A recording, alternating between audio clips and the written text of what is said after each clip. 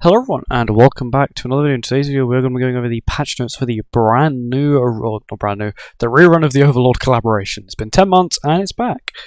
The main reason they said they brought it back, because apparently the community enjoyed it, and they thought, oh, if they enjoyed it, might as well bring it back. Which is a good sign. It means that collaborations that were well liked will return more frequently, and the collaborations that are less liked, Stranger Things, will never return.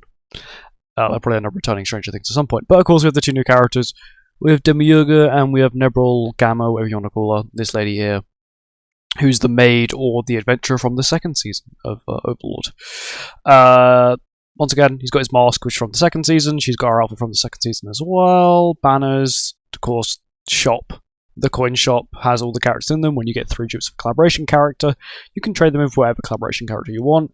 They all cost the same price. They all cost 3 collaboration coins, even the old ones and the new ones. So you need to get 3 copies of, let's say, Cocytus, or a copy of Sholtir, a copy of Irons, a copy of Cocytus, if you want to get Albedo, for example. They are dropping with the relics. Let me read what their relics are. So, her relic, which is Nebril Gamma, whatever you want to call her, her relic is for every of her shock debuff that she has applied on the enemy. The allies get 3% basic stats up to 12%. You can only apply one of these debuffs to an enemy. So realistically, in a match, you're only going to be getting about 9% basic stats. Of course, if you're playing Hero Arena, you will be able to get 12. But once again, that's only in Hero Arena.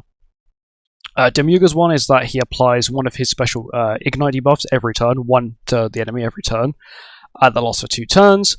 And then increases demon allies' damage dealt by 5% up to 40% for each one of those debuffs that are on the field. His passive passively applies 1, and his relic passively applies 1, which means turn 1 you have 6 debuffs, which is 30% increased damage dealt for your whole demon team. It's a lot of damage. It increases its own basic stats. You've got Geldo who increases basic stats. He's an insane DPS. Card sets, this is for the new PvP shop. There's like these 3 new cards in this new PvP shop, which I think you have to be top 100 just to get to points for it, which is completely stupid. I don't understand why they decided to do that. Bundles, bundles, bundles, bundles. Login reward. So we get 2 multis. So of course, if you log in before reset, you can get the free summon day 1. You will have to unfortunately wait till at least day 2 to get the Cocytus. But if you don't log in before reset, you'll have to wait 3 days to get Cocytus. We also get 100 diamonds as well. In total, we get 3 multis for free, which is okay. It means it's about 90 diamonds worth of pity, so you actually have to spend 510 diamonds. We get an extra 100 diamonds, so it's actually going to cost you 410 diamonds to do a full rotation of the collaboration. What this means is that if you're at like 200 diamonds now, you have enough time to do a full rotation. You don't have to stress about it. Plus, also, we get our final boss rewards on Wednesday as well of next week. This is once again the challenges. The challenges are all doable day 1. This one's the hardest, which is get 10 lines in bingo. One of them's defeat the boss 3 times. The other one's buy 3 things from the boss shop. One of them's buy 3 things from the labyrinth shop, because of course there is a brand new collaboration labyrinth as well. Got bingo here. These are the rewards you get from bingo. So the first one's gold, which is kind of stupid. Then SSR pendant, the relic, another relic, so on and so forth. I've got the brand new event boss as well. Not brand new, but it's the returning event boss.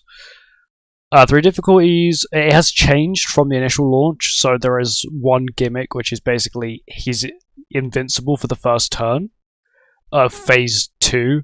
Phase 1 he's invincible. Phase 2 he's you can one shot him basically, and you don't get a relic until you've done 3 attempts. And after you do 15 attempts, which you can do 3 a day, you can also invite a friend as well to do this with you. You get 5 diamonds, which is good. And you can buy 1 relic from the shop as well, but you will need to do the hardest difficulty, I'm pretty sure, every time to be able to afford a relic on the first day. And you've got the new free Cocytus outfit in the shop as well as all the other things that came with it. Labyrinth, once again, Labyrinth's back, which is cool. It's the new style of Labyrinth, so there's like an easier difficulty and a harder difficulty at the final boss at the end. But apart from that, it's the same Labyrinth. Collaboration characters have a huge buff, so on and so forth. I had a guide where I did it on JP. I will do another guide on Global when it comes out, like a farming guide. And then from this, you can get the extra multi from the final stage. It costs you 300 per ticket. It'll cost you 3,000 in total. It's about 3 full runs of the Labyrinth, give or take. And then you've got 10 diamonds here as well, which is kind of good. 50 LR coins. They really need to release an LR because I'm at cap soon. This will put me in cap, so it's kind of irritating. And you got these boxes which you can buy here. I think they're $250 a pop, quite expensive, but these are what you can get from it. Outfits, so of course these are Demiurga's outfits, which are pretty cool. You got Gamma, Nebril, whatever you want to call her. So this is her adventure outfit from the second season. This is the diamond outfit as well. This is the diamond outfit for Demioga as well. You got the new paid outfits for the 3 of the old collaboration characters. You got the Sholtier one. These are all bug themed. You got the Albedo, Sholtier, and Irons ones. You got the then these are all the old outfits. They call them reprints. So you got these two, the 2 paid Irons ones. You got these 2 paid ones with Albedo. This one is a diamond one, 60 diamond one. These 2 are paid ones. This one's another 60 diamond one. These 2 are paid, and this one's another 60 diamond one. Scrolling down, you have the diamond payback event. Basically, if you spend diamonds, not P, it has to be diamonds, you get these rewards, which is not really worth it, and you're really only going to be hitting 900 if you're doing 2 rotations. And once again, you may want to do 2 rotations this collaboration because it's a rerun, and you may have not been here for the first one. This, the collaboration box, what it gives you, not really too important. This is where you get the collaboration boxes from. So you get 2 of them from Bingo. You get 1 from the collaboration boss. You get 1 from the Purgatory native speed, the Purgatory boss, little grasshopper cockroach thing, which we'll get next week on Global. You've then got the event exchange. So once again, I think you'll get 1 from this boss here, the collaboration boss, and then 1 from the cricket boss, and you get 1 from Payback. So there is a problem here. You can only get 1 relic day 1. You are capped at 1 relic day 1. You can't get any more unless you hit the diamond payback reward. Then the next time you can get 1 is either through getting really lucky with Bingo, which would be getting to the 3rd page of Bingo and completing it, or you wait till the 3rd day to do the runs of the boss, to do 9 runs of the boss. Of course, if you log in before reset once again, you can get that on the 2nd day as well. For login, you can pick Demioga or Goma here, which isn't too bad. Then you have the event exchange stuff, standard stuff. I'm surprised they haven't brought back the True Awakening crystals. I kind of do want that because I have nearly 1,000 demon ones. I don't need them. I would like to be able to trade them in for more. No one, please. Normal double event stuff. This stuff might as well just be permanent at this point. Like, they always have this going on. Just make it permanent. There's no reason to not have it permanent at this point. And engraving's half the price because, of course, new characters. Hawk Pass is back, and the new Hawk Pass outfit for the character is Thor. They have skipped Sab, which is kind of weird, and they also skipped Escanor, which is also kind of weird. But there's a Thor one, which means Thor can now get her like max outfits. It means if you are 1 outfit away from maxing out all of Thor's, like I am, you can now have all of Thor's outfits. I'm pretty sure she was also missing. I think she was missing a weapon, so this is her 5th weapon. This is currently the only way to get her 5th weapon is through this, which is kind of cool. You got another Lily outfit, which is an event one, and you got these other event outfits as well. You got standard for Soldier stuff.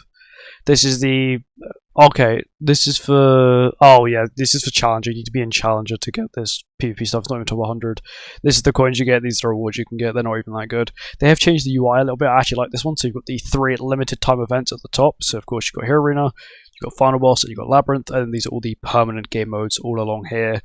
I do kind of wish they put all of the like weekly reset ones together as well. I think that'd also be pretty cool. So they put Demon King, they put the Demonic Beast, and then Trading Grow, which they put that all together because they all reset at the same time. I think that'd be pretty cool, but they're not going to do that.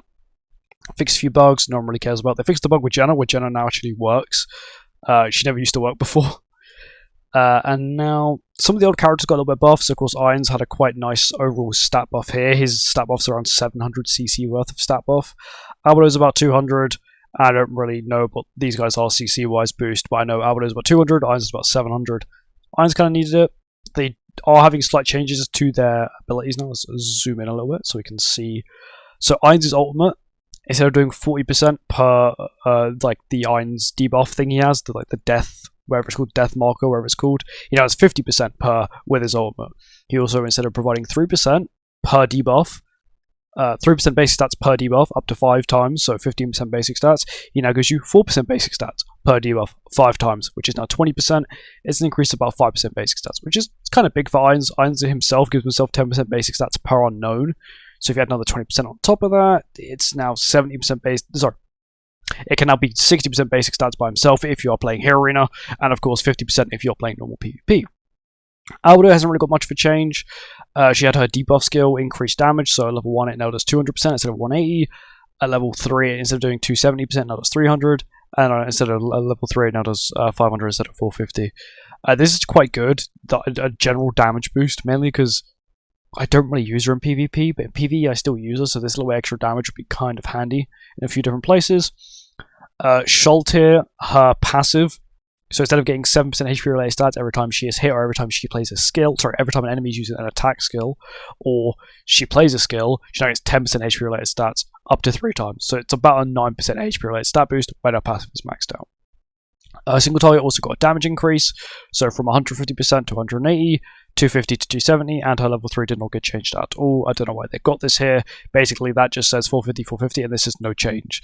But her level 1 and level 2 got changed with her single target, which is kind of nice. Damage got increased a little bit. I do kind of wish she got like a slight crit chance boost or a, just to enable her to crit, because currently a lot of the meta is very high crit resistance. So this is applies a buff for 3 turns. Whenever you play a skill and you have a debuff on you, he removes the debuff, and you get, instead of getting 8% HP, you now get 10%. So it lasts for 3 turns, and you still do have to remove a debuff to activate it, but you get extra 2% HP times by 5, you get an extra 10% HP, because this buff stacks up to 5 times. So maybe in game modes where points matter, so Hero Arena and Knighthood Boss, he may be more relevant now because he gives 10% more HP. And then a few other things. They're removing all the old collaboration boxes you may have saved up, so you do have to do the events to get them, which is kind of sad. Boulder is being put in the SR tickets, which is Human, Giant, or Unknown, so you can get it from there if you don't get him in his banner, so he's going to be on a permanent banner here. You can buy the Thor outfit for 20 diamonds now, because it's going to disappear, the diamond payback event, so this is now for 20 diamonds. And then they're changing the event, whatever they called it, that event banner thing, the one that's got green soil and all the crappy SSLs on it. That's really it. Adding quite a bit, which is kind of good. I am quite hyped for this, because initially I was like, I'm not really too hyped for it. But now I've seen the characters, I've seen they're pretty good. I feel like they had ulterior motives with each character. Demiurge was definitely tested quite a bit. The main reason I can tell that is because his passive said he does 50% extra damage to green units. And guess who's green? The entire human team. And the human team has a lot of bulk, so I feel like they wanted to make it so he could wipe a human team, or at least be a counter to a human team. That's the reason he's red. That's the reason why he's got that ability, and I do think that's going to help him quite a bit. But of course, I have a banner review coming out tomorrow where I'll go over all my thoughts and opinions on the characters. But anyway, thank you for watching. I hope you guys enjoyed. I'll see you next one. Goodbye.